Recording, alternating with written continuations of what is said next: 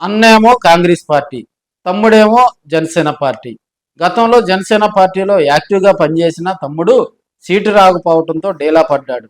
అధినేత నుంచి కింది స్థాయి వరకు విమర్శలు చేసి 2024 ఎన్నికల ముందు ఆయన ఫైర్ అయ్యారు.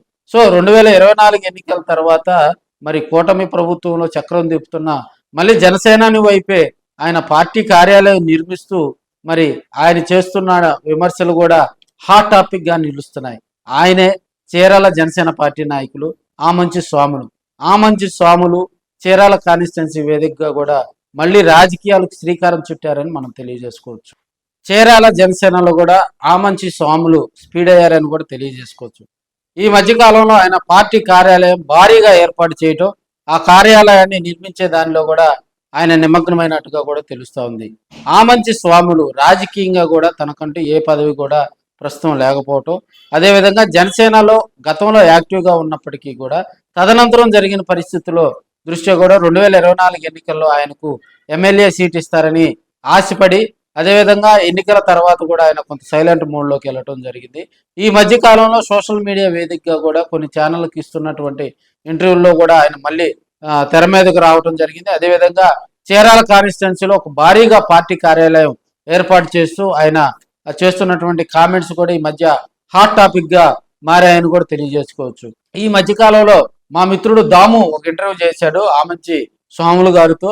స్వాములు గారు ఇచ్చినటువంటి స్టేట్మెంట్లో కూడా ఆయన చెప్పినట్టు దాంట్లో కూడా బాలినేని శ్రీనివాసరెడ్డి ఓడిపోతాడని తాను ముందే చెప్పడం జరిగిందని చెప్పి కూడా ఆమంచి స్వాములు ఆయన ఒకసారిగా కూడా కుండబద్దలు కొట్టడంతో చీరాల కాన్స్టిట్యున్సీలో ఒకసారిగా రాజకీయాలు వేడెక్కాయని తెలియజేసుకోవచ్చు. జనసేన పార్టీలో యాక్టివ్గా ఉన్నటువంటి బాలినేని శ్రీనివాసరెడ్డి ఈ మధ్యకాలంలో కూడా జనసేన పార్టీ ఆవిర్భావ సదస్సులో కూడా భారీగా విమర్శలు చేయడం జరిగింది. సో ఇప్పుడు ఆమంచితో బాలినేని శ్రీనివాసరెడ్డి కలిసి పనిచేస్తారా, రాబోయే రోజుల్లో వారిద్దరి ప్రయాణం ఎలా ఉంటుందనే కోణంలో కూడా కొన్ని చర్చలు జరుగుతున్నాయని కూడా మనం తెలియజేసుకోవచ్చు. అదేవిధంగా ఆమంచి స్వాములు వర్సెస్ ఇప్పుడున్న పరిస్థితిలో ఆమంచి కృష్ణమోహన్ గారు కాంగ్రెస్ పార్టీలో ఉన్నారు, ఆమంచి స్వాములు గారు జనసేన పార్టీలో ఉన్నారు. ఈ రెండు పార్టీలు కూడా చీరాల కాన్స్టిట్యున్సీలో ప్రజాదరణ పొందుతున్నప్పటికీ కూడా అవి అధికారం తెచ్చేంత ప్రజాదరణ అయితే వారిద్దరికీ లేదు.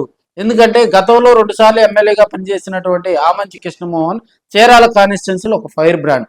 ఎందుకంటే ఆయన ఒక జడ్పీటీసీ స్థాయి నుంచి కష్టపడి కూడా ఆయన ఎమ్మెల్యేగా అయ్యారు. 2024లో జరిగినటువంటి త్రిముఖ పోటీలో కూడా ఆమంచి కృష్ణమోహన్ గారు ఓడిపోవడం జరిగింది. అక్కడి నుంచి ఆయన కాంగ్రెస్ పార్టీలోనే కొనసాగుతూ ఉన్నారు. ఈ మధ్యకాలంలో జనసేన పార్టీ జెండా పట్టుకున్నటువంటి మనకి ఆమంచి స్వాములు గారు కూడా మళ్ళీ స్పీడప్ అవడంతో మరి చీరాల రాజకీయాలు హీట్ పుట్టిస్తున్నాయని కూడా తెలియజేసుకోవచ్చు.